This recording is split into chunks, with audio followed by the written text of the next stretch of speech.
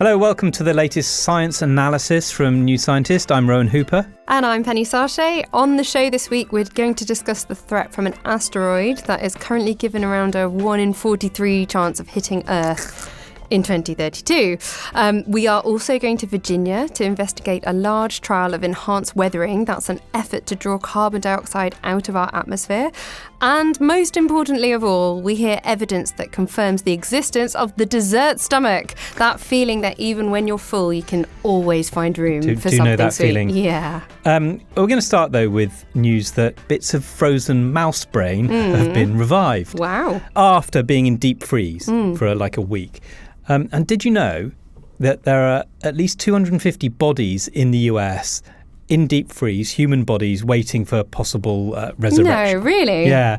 So that's Alcor Life, the Life Extension Foundation. It's the largest cryonics facility in the world. They have 222 bodies, and there's a couple of thousand other people on the list ready to be cryopreserved when they die. Wow. Yeah. So we'll get onto that in a minute. But the reason that we're talking about this now is because of work on slices of mouse's brain that have been frozen at minus 150 degrees C for a week. That has then been found to have near normal electrical activity when those slices have been warmed back up again. And Michael LePage reported on this. Michael, can you talk us through it? Hi. Yes, this is from a team in Germany who've been looking at ways to cryopreserve living tissues. Obviously, freezing will kill most animals, but there are a few that can come back to life. And their secret is producing chemicals that protect their cells when they freeze. So in particular, these cryoprotectants, as they're called, prevent the formation of ice crystals, which would otherwise rip up tissues.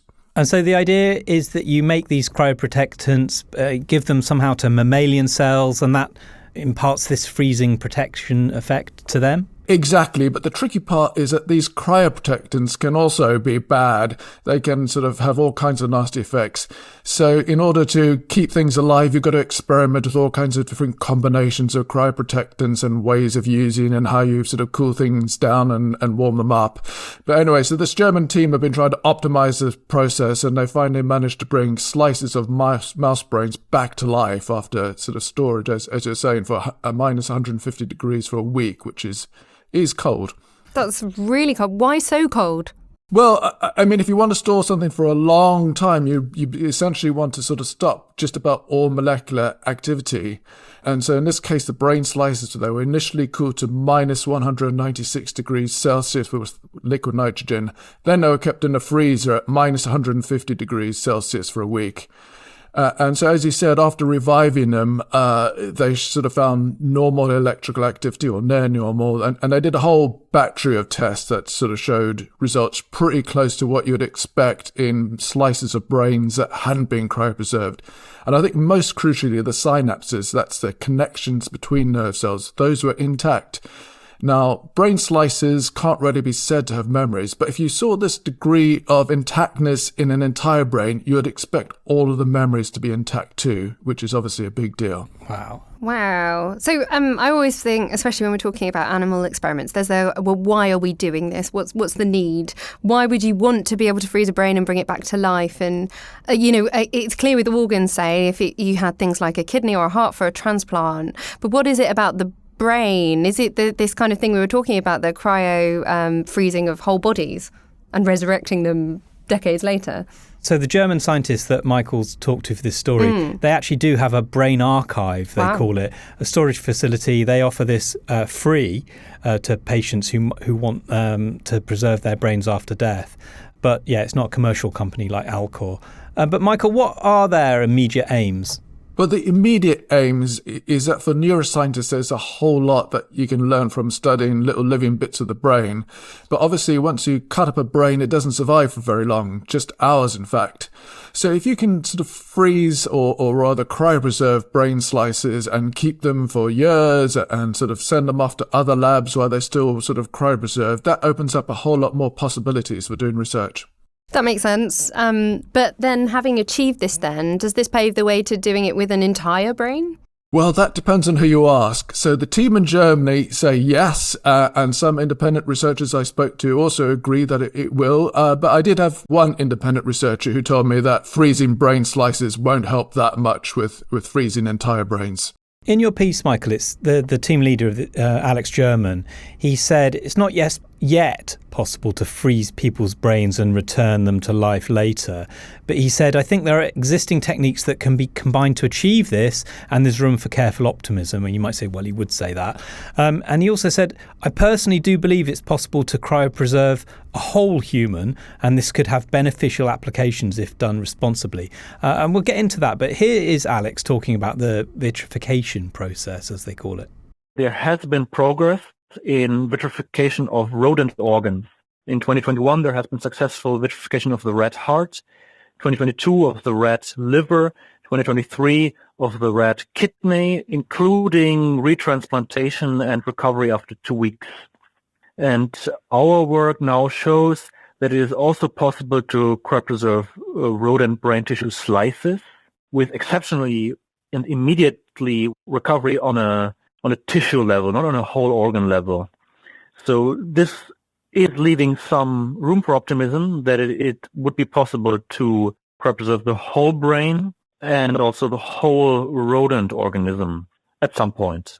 If that proves to be possible, now we're stretching ourselves really far, I personally do believe that it is possible to cryopreserve a whole human organism, and that this would have or could have beneficial applications if done responsibly. So, Michael, one of the things they are thinking of doing is, in the future, maybe the far future, being able to use this process to put people in suspended animation for really long trips in space. Yes, that of course could be useful for medical reasons in the nearer future, and not just for travelling to Mars, say, but it does mean you'd have to be able to cool and revive an entire body, not just brains. So that's even more difficult than just entire brains. But in the past few years, biologists, they've managed to cryopreserve and revive entire rat hearts, rat livers, rat kidneys. So there is a lot of progress being made. But I think it's really important to say that even if we do get to the point of being able to put living people in suspended animation and revive them, that doesn't mean that we're going to be able to revive people who've been frozen after they've died. Oh, right, yeah. So here we're only talking, you'd have to be frozen while you're still alive. You can't do it after you're dead. Exactly. So what this team in Germany did was simply to cool healthy living tissue and then bring it back to life. As I said earlier, we know some animals can already do this, so it's perfectly plausible and possible. But if someone's died already, then to bring them back to life, we'd have to sort of cure whatever killed them, and there might also be additional damage from them having died as well. And of course, most people essentially die of old age, and we may never have a cure for old age, so it's a lot harder. So I mentioned the brain archive that they run there. It's at the University Hospital of Erlangen.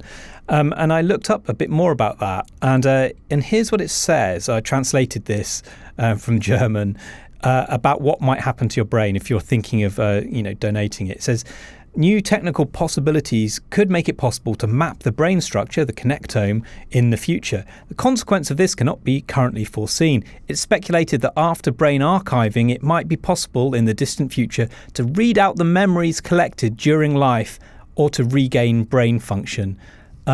And so any novelists listening there you go. That's a free one for you for use in a story. Someone died, you need to find out what they're stored in their memories. And here's what else it says on their website. It will not be possible to maintain or to restore the functionality of the brain at present or in the foreseeable future. At this point in time, the research purposes for brain preparations are not fully known. There could be a significant increase in the need for brain preparations, for example, in the study of biological intelligence and for the safety of advanced artificial intelligence. So, I don't know. I don't really want an AI reading my connectome when I'm gone. Yes, and of course what he's talking about there is an entirely different thing to reviving a body. Essentially, this is making some kind of a copy of a person rather than bringing them back to life. So they might be like you, but they're not going to be you. Fancy doing that, Penny? It's a big no for me. Hard why no. did I expect you were going to say that? I mean, I think it's a definite no for the reading out a connectome and having a simulation or multiple simulations. But I think also it's a no from me for paying hundreds of thousands of dollars to, have myself frozen after death. let's say the company is exceptional for most companies in the world, and it stays active for hundreds of years, then it might then be possible, let's say, to revive that body. But what company in the future is going to want to revive someone? It's going to be an AI who does it, and then you're going to come back to life, as a research tool. Yeah, I agree. I mean, and also, I don't think people in the future are going to look back at us with any fondness. They're going to see us as a bunch of rich people who basically wrecked the planet. And why on earth would they want to revive any of those people? To torture us, perhaps. Yeah, as you say, they'd only do it for something like that. Yeah. The other thing is, and more seriously, is how it really, I feel it really interferes with our understanding of death. Our relationship with death and grief. And when I was researching this piece, I came across this really tragic story about a 14-year-old girl. This was in 2016. She was terminally ill, and she wrote to a High Court judge and argued her case to be cryopreserved after her death. And she wrote to the judge, "I'm only 14 years old and I don't want to die, but I know I'm going to die. I think being cryopreserved gives me the chance to be cured and woken up even in hundreds of years' time." And the judge granted this wish. I mean, it's tragic. I feel so torn by it, because on the one hand, it's nice that this girl had something to cling to, while on the other hand, it's not going to happen. And even if it does, imagine, this 14-year-old girl is going to wake up in 200 years' time on her own. Well, I think you're right. That in a ghastly future. It's not going to happen. But say it did happen, we wouldn't send a live 14-year-old girl now into an unknown situation. That's a child. Lots of ethical questions. Rowan, it's time. It is? It's time to talk about the asteroid. Okay, yes. So the asteroid here, it's 2024 YR4, catchy. It's been in the news because there's a small chance it will hit Earth. Yeah. So as you know, asteroids come in a whole range of sizes. There's little ones, we don't care about them because they'll burn up if they come near us. There's massive ones, and we've spotted most of those that are around in the nearby space galactic neighborhood. Yeah. And they're the ones that come by every 60 million years or so and wipe out the dinosaurs. Yes, exactly. And then there are the medium-sized ones. And if you're in a movie, they always hit the White House yes. or New York City. Yes, they do. But the thing with those is there's lots of them and we can't map them all. So they're unknowns. And we can't ignore these ones if there was one coming towards us. And now we know that there does seem to be one, 2024 YR4, unfortunately, speeding towards us. Yeah. Well, actually, it's going away now on the orbit. Right, it's okay. on. It's actually going away. But the orbit might bring it back, and it might hit us in 2032. Mark your calendars, diaries. Less than ideal, right? Yeah, well, not ideal. So the problem is, because it's going away, we can't get much more information at the moment about its size and real accurate information about its trajectory. So astronomers have booked time on the James Webb Space Telescope in March. 4 hours they've been allocated to look at it. Just the 4. Yeah, but that should be enough to get a better idea of its size, because they're going to use infrared. Whereas we've not been able to use infrared to look at it. And that will, at the moment, it's estimated between 40 and 70 meters in diameter. And after that, we'll get a better idea of it. Leah Crane is here to discuss this with us. Leah, the size and the orbit of an asteroid, if you combine those two, you get a factor that tells you something about its threat level, right?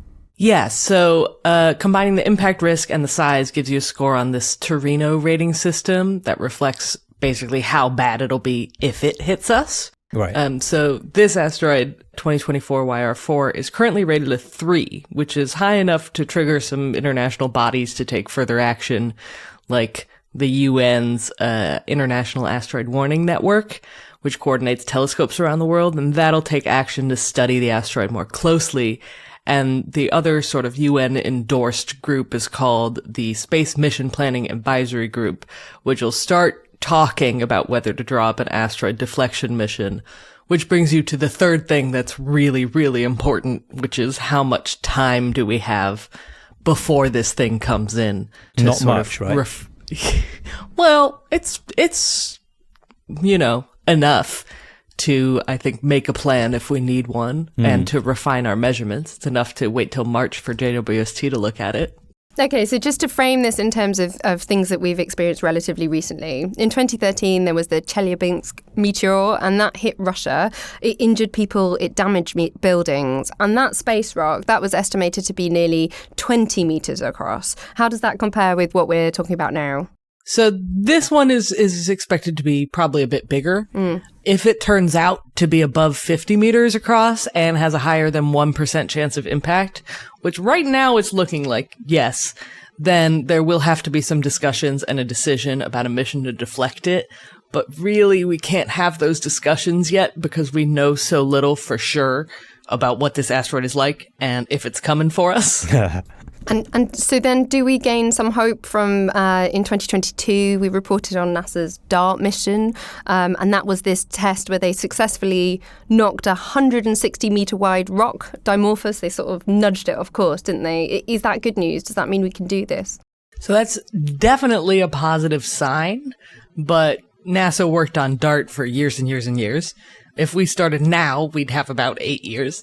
So if we built a spacecraft from scratch to go knock this asteroid off course, we'd need maybe between 3 and 5 years if we're on a regular schedule. And then, 6 months to a year to fly to it. So time is tight. I would assume that they'd be able to do it a little bit faster this time, given that this consequence. Yeah. Yeah, given that it's not just some random space rock. But of course, we'd be better off if this object turns out to be on the smaller end of the range that we have right now. And what about nuking it, Leia? Because, just casual nuking. Well, it is a thing that people have talked about. If you can't nudge it, you could nuke it. Maybe there's not time to design the spacecraft to nudge it, and you might have to get together with China and Russia and say, hey, let's send some nukes up. Yeah, that sounds politically plausible. So there's a lot of misunderstanding around nuking it, actually, because if you actually just send a nuke at it and blow it up, all of that stuff is still coming straight towards us. So when you talk about nuking an asteroid, what you're actually doing is blowing up a bunch of nukes next to it and still trying to nudge it off course without smashing it into bits, because smashing it into bits is always a bad plan. Because then they just rains down now nuclear irradiated bits of rock on us as well, right? Yeah, and it's much less predictable than one big thing. Right. Another solution, which is probably in my mind, probably the best solution for an asteroid this size, is to wait until 2032, and then if it's for sure coming at us, evacuate the impact area. Yeah, because can I ask, we're not talking about a world ender, dinosaur killer type one at the moment, but if something like this hits a city, it could be quite devastating in terms of loss of life. So do we know what the chances of that happening are? Like, isn't most of the planet water or relatively sparsely populated? So they do have a band across the equator and across Africa because we know the orientation of the planet on the day in 2032 where this thing might hit. So we do know roughly where it might hit. So New York is actually out, is safe at the moment. Unlike the movies, yeah. And regardless of that band, but also within that band, it's most likely it would hit water, which could also be bad. It could cause some big waves, potentially tsunamis. It could be not awesome, but still better than a direct hit to a city, and cities are relatively small. So the chance of it hitting a city is actually very small. Yeah. Leia, well, look, while we've got you, can you give us some asteroid love? Because, say this thing does fly past without hitting it. Is it a chance for us to sort of take some loads of nice measurements? Because asteroids are cool, aren't they? Tell us about asteroids. Yes. So best case scenario is that this thing comes really, really, really close and doesn't hit Earth, because then we could really check it out. And Lindy Elkins Tanton has a really good metaphor for why asteroids are important. I really like it. So if you imagine the solar system as a cake, it's been put together over a long time with a very specific mix of ingredients combined in a specific way. But now it's baked. It's impossible to reverse engineer those ingredients. You can't go back and say, well, this cake I just took a bite of has X amount of sugar and Y amount of flour in it and chicken eggs, but not duck eggs. You could tell that it has those things, but not the exact proportions or, the color of the eggs or the order they were combined. And in that exact same way, we pretty much know what the planets are made of. And we know what they're like now. We know that they're cake.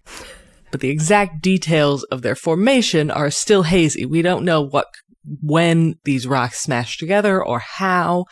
And studying asteroids is like having a look at the area where you baked the cake before you wipe it down. Because these asteroids are preserved from the early solar system. So think about, is there flour everywhere? Yes, of course there is. Is there a half-used carton of eggs? Is there a measuring spoon with vanilla? Each asteroid we look at sort of represents one of those leftover bits that gives us a lot of clues about how the solar system and the planets, including Earth, formed. And you mentioned Lindy Elkins-Tanton, and she is the PI in charge of the mission to Psyche, which is this big metal asteroid. So it's been stripped of its rocky outer, and it's just the solid metal core, which is a very cool mission. Now, over the years, we've reported various ways to cut greenhouse gas emissions or to draw down carbon dioxide from the atmosphere, which I'm sure I don't need to remind anyone is at a very high level right now. Well, highest for 14 million years. 14 million years. Yeah. Well, this week we're looking at a large-scale test of one of those carbon drawdown methods. It's called enhanced rock weathering. James Deneen has been to a farm in Virginia to investigate, and he joins us now. James, remind us what enhanced rock weathering is.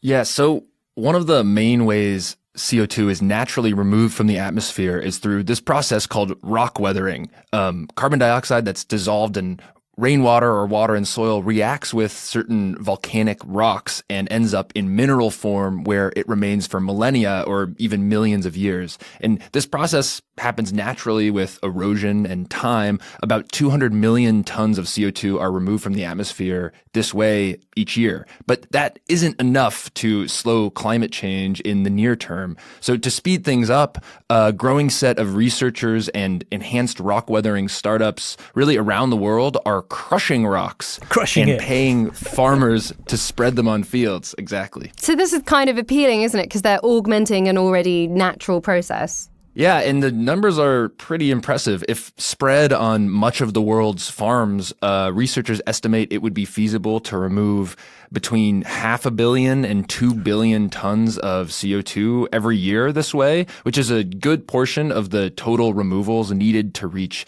climate targets. As many as 500 million tons could be removed on U.S. farms alone. And all of this, accounts for emissions from mining, crushing, and moving the rock and so on. Something that's been really interesting over the past year is there's some strong evidence that adding this rock dust can also improve crop yields, in addition to removing CO2, which has made it more appealing to farmers. Yeah, I'm a big fan of enhanced rock weathering. I'm not surprised by that at all. No, it's a great idea. Tell us about your farm trip, though, James. Yeah, so I visited a soybean and corn farm in Virginia where researchers are trying to understand how spreading this rock dust interacts with other methods farmers already commonly use to improve their soil, such as adding compost or biochar. Yeah, so I mean, I am a fan of it, but maybe some of the 2 billion tons of CO2 that they've put on them might be overstating it a bit. So we do need to do these proper tests to find out what it really is doing, how much we can associate. Overstating it, or in this case, it could also be understating it. What really on the farm, what they're trying to test is whether there might be ways these different, quote, soil amendments like compost, rock dust, et cetera, can enhance each other. For instance, by boosting the amount of carbon in soil from microbes in plants, as well as fixed by the rocks. And is it basalt? Is it volcanic rock that they're spreading on? Yeah, so it is basalt. Just to give you a picture of what they're doing, picture like a big tractor pulling a trailer full of material behind it, and it has a spinning wheel that flings the material evenly across the field. And in Virginia, they were spreading basalt rock, but then also they're spreading chicken litter, which is a type of compost, as well as biochar, which is basically organic material that's been partially burned to prevent it from being decomposed, and also crushed limestone, which farmers commonly add to soil to reduce acidity. And the idea here is that all of these might interact in ways that boost soil carbon. For instance, adding compost might spur microbes in soil to grow more quickly and leave behind more carbon when they die. And this microbial activity may in turn speed up the rock weathering process as the fungi and bacteria release acids and physically break down the rock. So it could all lead to more carbon drawdown. Just to be a total nerd about it, what about things like nitrogen and phosphorus, right? Because the carbon emissions of fertilizer, artificial fertilizer, are huge for agriculture. Is there any way it could help there? Yeah, it's a great question. It's definitely not a replacement for nitrogen fertilizer, but one big source of greenhouse gas emissions from soil is nitrous oxide, which is generated from adding fertilizer. It's much more potent than CO2. And there is some evidence that these types of soil amendments can reduce nitrous oxide emissions from soil as well as drawing down CO2 from the atmosphere. So that could be another climate benefit on top of all these others. Nice. One other big takeaway for me from speaking with researchers and especially with farmers is that while, all of this is very cutting edge soil carbon science, simplicity is a really big advantage here. Spreading stuff on farms to improve soil is something that farmers have done for a long time and do all the time. Yeah. So it's not some huge shift to get paid to add something else that also removes CO2. Yeah, and it's a really important point, isn't it? Because you've got to bring the farmers along on this, and this is something they can really get behind.